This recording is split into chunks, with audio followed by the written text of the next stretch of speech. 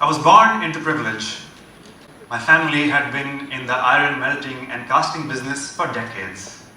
As the only child, my parents provided me with a happy childhood, filled with love, laughter, and pretty much anything else that I wanted.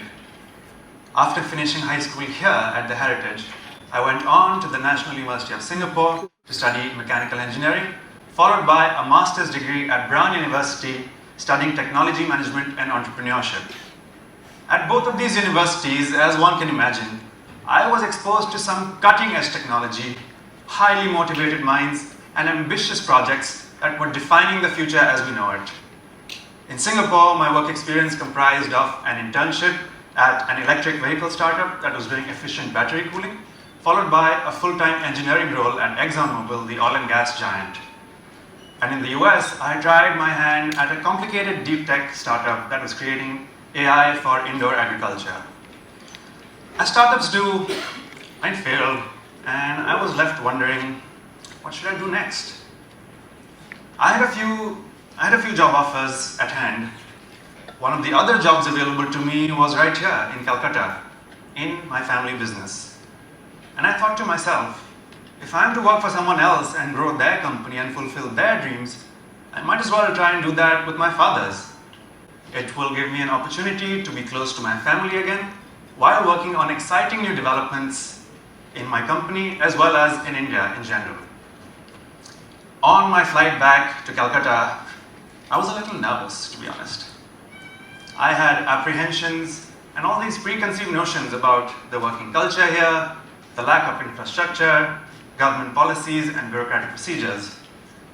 As I would find out firsthand, unfortunately, some of it is true.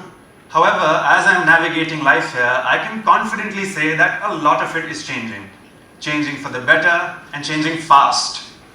Every young Indian I speak with has big dreams in them, dreams of entrepreneurship and massive aspirations. Even in my organization, I see dedication and determination for growth.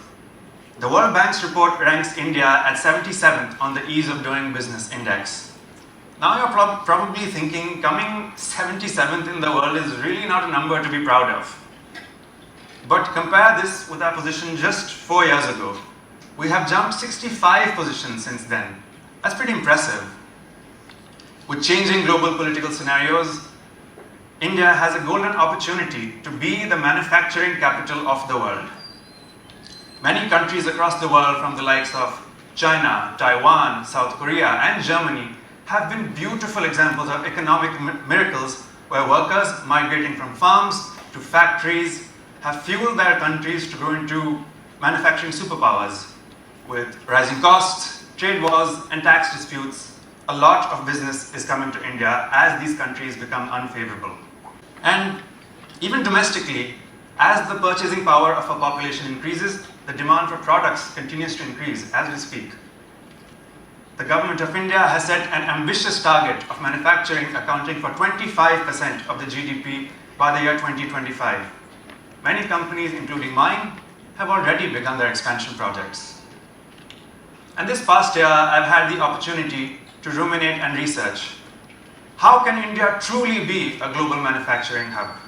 How can we capitalize on this opportunity in front of us? Well, in order to do that, we have to consider two things. Do we have the potential, and whether we are competitive in the global arena? Now, in terms of potential, we've seen many companies specifically set up their manufacturing bases in this country, from the likes of Mercedes-Benz and BMW to electronic giants like Samsung and now Apple. And even domestically, we're a large consuming population, so there is no doubt that there is inherent potential. And India has always been the land of hustle and innovation on a day-to-day basis. Twitter and BuzzFeed are filled with examples of Indian resourcefulness, or more simply, jugaad. And I mean this in the most positive way. These are very entrepreneurial traits to have. Now, I see such examples of innovation being applied on a daily basis in manufacturing. Let me share an incident with you. To give you a bit of context, we manufacture these pipes that are used in your toilet lines for buildings. The way we paint them is a worker takes a piece of cloth, dips it in paint, and applies it all over the pipe. So he can do about 10 to 12, maybe 15 pipes in an hour. It's a very slow and tedious process. Now the fancy Ivy League graduate in me was like, okay, let's automate this, we have to buy machines, let's do this. Okay, fine. And as I was looking for options, there were some machines available on the market that could do, say, 60 pipes in an hour. But it was very expensive to buy these machines. We would have had to shell out about 50 lakh rupees for a machine like this. And I was thinking to myself, is it really worth it to be spending this money? I was in a fix. And I go to one of the workers and I asked him, like, what can we do? He tells me, Babu, apni amake ek shapta din, ami koriye debo. Translation, sir, give me 1 week and I will get it done for you. I was like, sure, okay. And surely, in a week, he had this very basic pipe rotating mechanism and he was painting it using one of these roller brushes. Guess how much this cost us? This was 20,000 rupees. And how many pipes are we doing in 1 hour? 90 pipes now. This worker's innovation was 250 times cheaper and 50% more efficient. Such levels of genius reinforces the fact in me that yes, India has the potential. On the scale of being globally competitive though, some work is needed.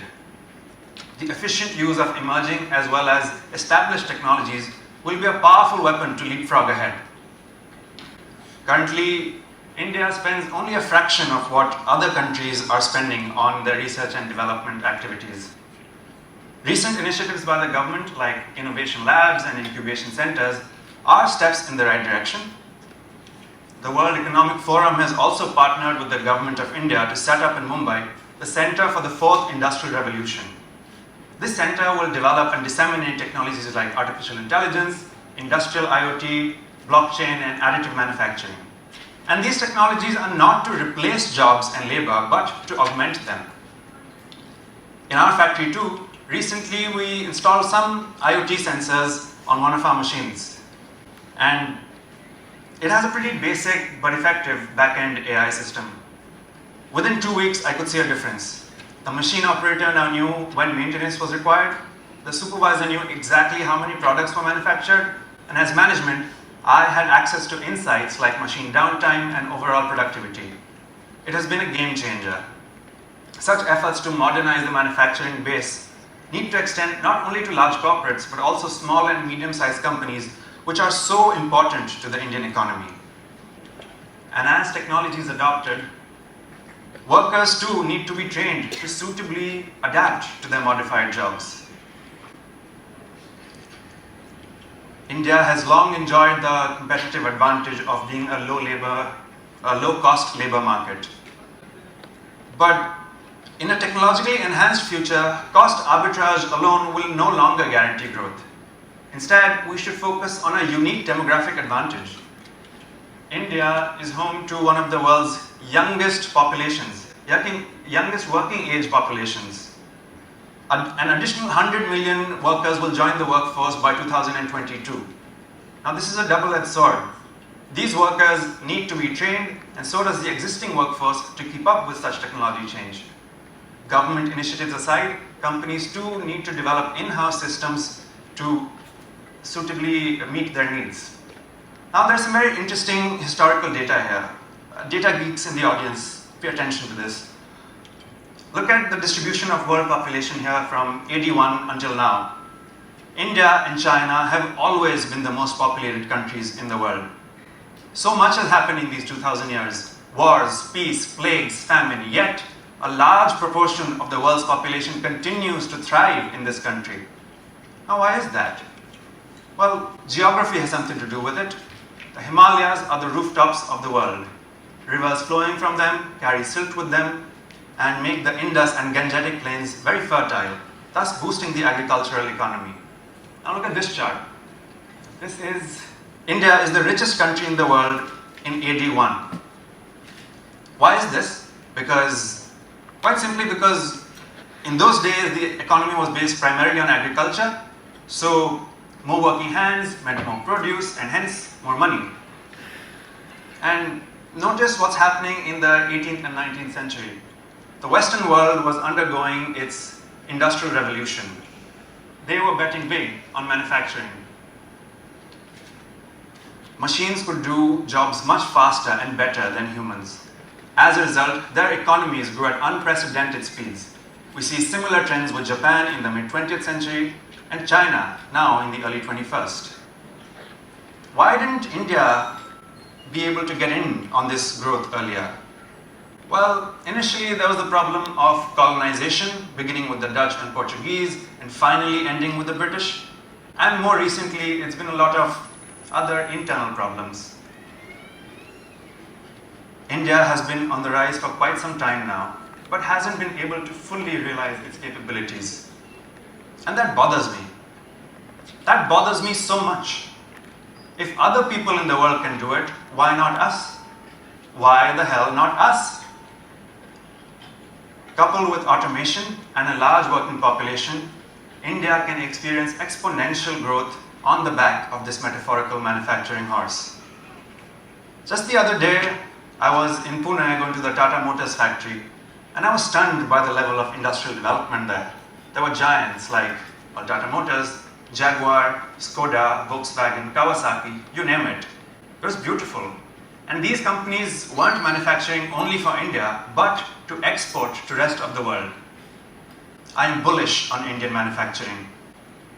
I strongly believe a thriving manufacturing sector and sound policies, India can provide a replicable example for the rest of the world to follow. Thank you.